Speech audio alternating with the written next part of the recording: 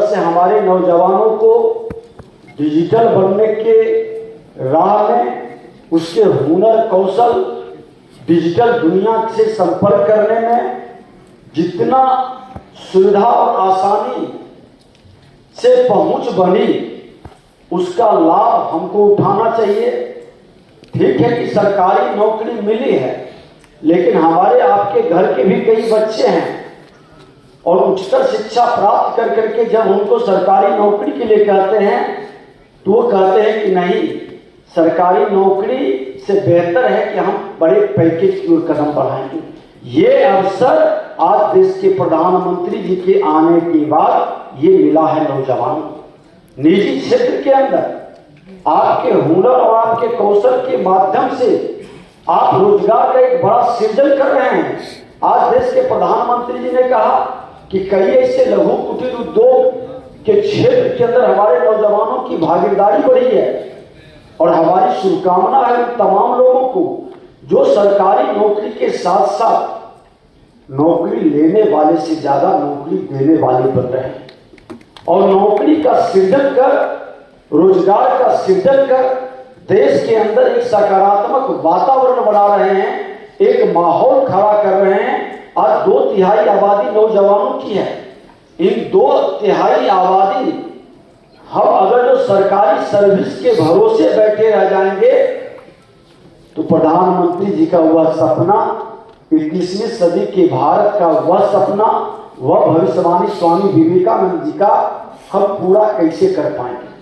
कहीं न कहीं प्रधानमंत्री जी का जो मिशन है कौशल विकास के माध्यम से, हुनर के विकास के माध्यम से हम रोजगार का सृजन करके अपने देश के अंदर लघु कुटीर उद्योग, मुद्रा योजना, स्टार्टअप योजना के माध्यम से एक ऐसा वातावरण बनाने का जिस वातावरण से हम अपने पड़ोस के देश से बहुत आगे निकल जाएं। आज दीपावली का दिन है।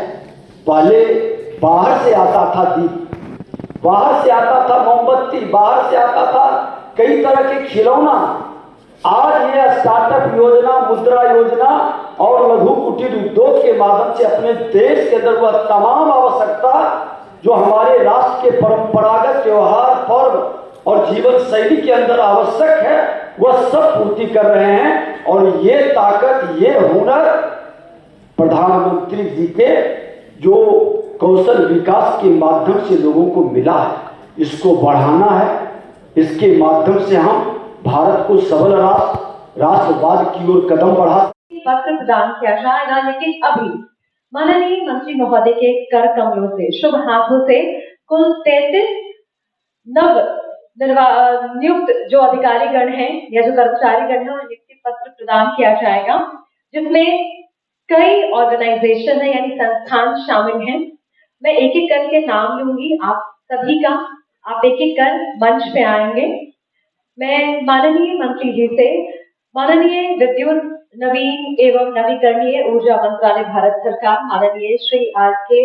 सिंह जी से अनुरोध करती हूँ कि आप आगे आए और जितने भी लोग बहुत उत्साहित हैं और जिन्हें नियुक्ति पत्र आज के दिन प्रदान किया जाना है, सबसे पहले एनटीपीसी, जी हाँ, जिस तुरंत तोहफा भारत सरकार की तरफ से। दूसरा जो काम है एनटीपीसी के अधिकारी का, प्रशिक्षु अधिकारी का श्री कुंदन कुमार जी, आपसे भी अनुरोध है आप मंच पे आए। एग्जीक्यूटिव बहुत बहुत बधाई, साथ ही साथ बहुत सारी जिम्मेदारी इसमें। और मैं आग्रह करना चाहूंगी सभी सम्मानित अतिथियों से, मंचासीन अतिथियों से बहुत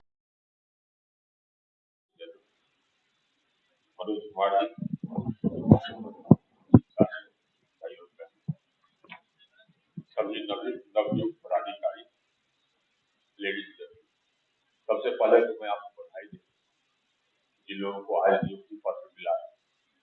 सिर्फ आप ही को नहीं, जितने लोगों को 75,000 लोगों को नौकरियां मिली है आज, 75,000।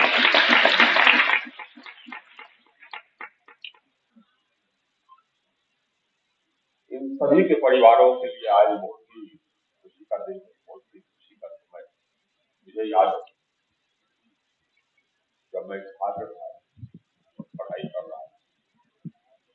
सरकार का क्या मान होता है।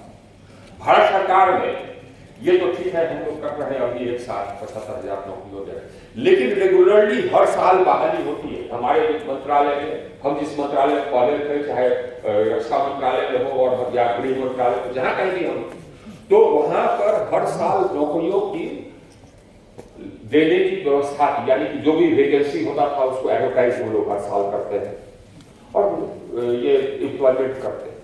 यहाँ पर वो नहीं संभव हो पाया, यहाँ वो नहीं पाया। मैं अपना एक्सपीरियंस बताता हूँ। यहाँ जब मुझे पर स्थापित किया गया पथ निर्माण विभाग में प्रधान सचिव के, मैं वहां गया, पता चला कि पिछले 10 साल से जूनियर इंजीनियर की बहाली नहीं हुई। इसमें सरकार का कोई दोष नहीं, इसमें पदाधिकारियों का दोष। क्यों नहीं बहाली नहीं सर? अब बहाली करने में क्या दिक्कत है? यही बात सिर्फ ये जूनियर इंजीनियर, असिस्टेंट इंजीनियर में भी है। ये कर्मचारियों का दोष और कुछ ये सरकार का जो कि नेतागत उनका भी दोष, दोनों का, नेता का जो पदाधिकारियों का भी दोष। ये व्यवस्था अभी भी है कि हाँ साहब, तो समय से न प्रोन्नति होती है, न समय से न नियुक्ति होती है। इस व्यवस्था को बिहार में हम लोग को ठीक करना है, अपना प्राप्त, लेकिन इसमें ये कुव्यवस्था। और तो खैर बिहार में और भी चिंताजनक बात हो गई। आप लोग सब बिहार के तो मैं आपको क्या बताऊँ, आप लोग जाएं और स्कूल नहीं चलते। स्कूल में 6 शिक्षक होना चाहिए, 2 शिक्षक, जिसमें से कि एक आधा पढ़ा लिखा है और दूसरा शिक्षक जो है वो पोशाक बांटने में और मिड डे मील वगैरह में लगा रहा है। क्लासेस नहीं होती, स्कूल नहीं चलते, कॉलेज में क्लासेस नहीं होते, तो हम कहां से नौकरी के लिए तैयार करेंगे लोगों को? ये सरकार को सोचना है। कॉलेज में क्लासेस नहीं हो, परीक्षा समय पर नहीं हो, हम अपने पीढ़ी के साथ क्या कर रहे हैं? कहां से नौकरी के लिए हम ये रोजगार मेला लगाएंगे तो हमारे लोग कंप्यूट कहां से करेंगे जी? पढ़ाई का आपका धराशायी हो गया। शर्म आनी चाहिए जो लोग यहाँ के हैं, मतलब जो भी इस प्रदेश का बागडोर संभाले हुए, उनको शर्म आना चाहिए। ये अपने प्रदेश, ये अपना प्रदेश है ना, ये अपने प्रदेश का क्या हालत बनाते हैं। कहीं कंप्लीट नहीं कर पाएगा हमारा युवा, जो बल्कि जबकि हमारा युवा बहुत प्रतिभाशाली है। जहां कहीं भी मैं देखता हूं कि बिहार के लड़के लड़कियां हैं, जिस कभी से किसी सेवा में है, बहुत अच्छा करते हैं, प्रतिभा तो, लेकिन उनके सारा मौका जो है वो हम लोग यहाँ की सरकार धराशायी कर रही है। मुख्यमंत्री की आपको चिंतित होना चाहिए, और आज नहीं, आपको तो 10 साल पहले से चिंतित हो जाना चाहिए इसके बारे में। कुछ करते क्यों नहीं? हमारे लोग सिर्फ मजदूरी करेंगे, जहां चले जाइए वहां पर मिल जाता है बिहार का ही मजदूर। हम लोगों को सिर्फ ये बात, सिर्फ पॉलिटिक्स की बात करने से उठ करके कुछ काम की भी बात करनी चाहिए। मेरा यही तो संदेश यहाँ जो भी सरकार है, खाली जांच पात करें और पॉलिटिक्स करें और यहाँ हमारा देश प्रदेश चला जाए रसातल में, ये शर्म की बात है, शर्म आनी चाहिए। खैर चलिए, मैं आपको बधाई देता, आप लोगों ने पढ़ाई कर ली। ये भी लेकिन देखिए, पढ़ाई भी की तो बहुत सारे इसमें से ऐसे लड़के लड़कियां होंगे जो कि बाहर जाकर के पढ़ाई की, क्योंकि यहाँ पर सेशन समय बहुत सारे इसमें से ऐसे होंगे और तभी जाके कंप्लीट की। लेकिन आप लोग बहुत बहुत धन्यवाद।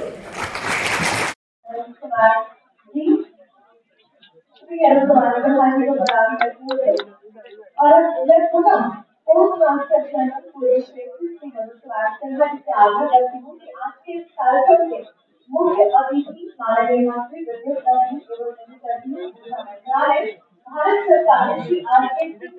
माननीय मंत्री महोदय का सम्मान करे। इस मंच पे अपना बहुमूल्य समय उन्होंने हमारे बीच और इस मंच पर उपस्थित रहे आप सबको शुभकामनाएं देने के लिए अपने आप के वचन बहुत बहुत धन्यवाद। आप लोगों का अपनी अपनी जगह पर विराजमान हो जाए।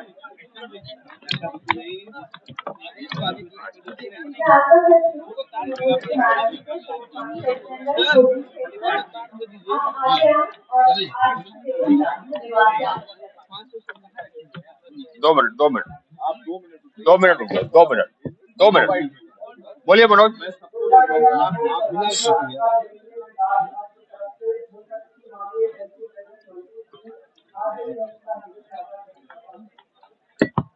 जिला माननीय अधिकारी यहाँ बताने के लिए मैं कृतज्ञता ज्ञापन करता हूँ। मैं माननीय सांसद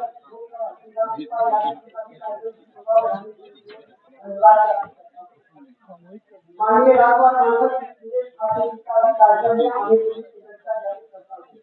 माननीय श्री अरुण कुमार सिन्हा जी का कार्यक्रम में शामिल होने के लिए आभार व्यक्त करता हूँ। माननीय श्री नीतीश कुमार जी का भी हृदय से आभार व्यक्त करता हूँ। पटना में रोजगार निगम हर भव्य कार्यक्रम का आयोजन राज्य विभाग के समाज कल्याण द्वारा किया जा रहा है। यहाँ के मुख्य अध्यक्ष श्री किशोर कुमार शर्मा के मार्गदर्शन में कार्यक्रम का सफल आयोजन संभव हो सका है। मैं कृतज्ञता ज्ञापन करता हूँ। मैं डाक विभाग सभी अधिकारियों व कर्मचारियों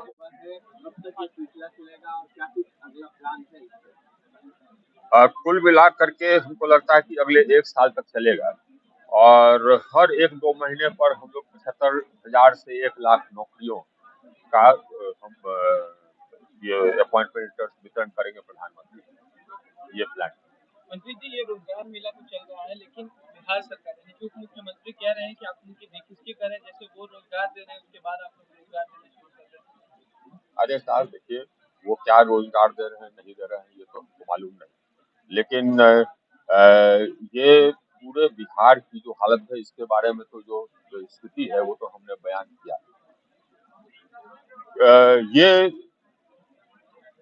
हम लोग के प्रांत में पढ़ाई ठीक करने की आवश्यकता है। वो पहले ये सुनिश्चित करें कि स्कूल में शिक्षक रहें, स्कूल में शिक्षक पढ़ावें, कॉलेज में प्रोफेसर पढ़ावें, सेशन समय पर हो, इम्तिहान समय पर हो, पहले ये सुनिश्चित करें और उसके बाद फिर ये सुनिश्चित करें कि जितने वैकेंसीज हैं उस पर बहाली करें। खाली बोलने से थोड़े काम होता है। चलिए, बिहार में जो है, जो स्थिति है किसी से छुपा हुआ है क्या? अब बोलना बंद करें ना, काम करना शुरू करें। ये तो बहाना बनाना बंद करें ना साहब। देखिए, केंद्र सरकार से जो भी शेयर होता है सभी राज्यों का, वो शेयर मिलता है केंद्र सरकार से। आज जो शेयर मिलना है वो केंद्र सरकार तय नहीं करती है और फाइनेंस कमीशन तय करती है। तो फाइनेंस कमीशन ने जो तय किया है कि केंद्रीय करों से कितना प्रतिशत किस राज्य को जाएगा, उतना जाता है। ये केंद्र सरकार पर ये निर्भर नहीं है, फाइनेंस कमीशन पर निर्भर है। जिसको जानकारी है वो आपको बता देगा। ये लोग खाली जनता को ठगते हैं, अपने नाकामी को छिपा रहे हैं ना। एक उद्योग नहीं लाए, विकास का आपको बताना है क्या? बिहार के है ना, आपको बताना है कि क्या उद्योगीकरण हुआ यहाँ, बताने की जरूरत है नहीं है ना। तो फिर चलिए, लगातार आरोप लगा रही है कि 2024 में लोकसभा चुनाव है, कांग्रेस पर अरे साहब छोड़िए ना, कांग्रेस है का और है, उसका वजूद बचेगा क्या? तो उनका नेता कौन? कोई इटली से कोई जो आई ही है वही है नेता। क्या हम लोगों को काम करने से मतलब, जीतेंगे तो हम सही, जीतेंगे इसलिए कि पब्लिक हमारे साथ, जीतेंगे इसलिए क्योंकि हम ईमानदार शासन दें, जीतेंगे तो हम सही। जो कहते रहे वो इरेलेवेंट, कहने न कहने का कोई अंतर पड़ता नहीं, क्योंकि उनका वजूद ही समाप्त हो रहा है। तो जीतने की बात कहें तो दो उपचुनाव है, ये हमको लगता है कि वो दोनों उपचुनाव भी हम जीतेंगे। ये जनता को अब सतर्क हो जाना चाहिए। देखिए, आपके सामने एक ही विकल्प, या तो आप ऐसे लोगों को चुनिए, ऐसी सरकार को चुनिए जो कि ये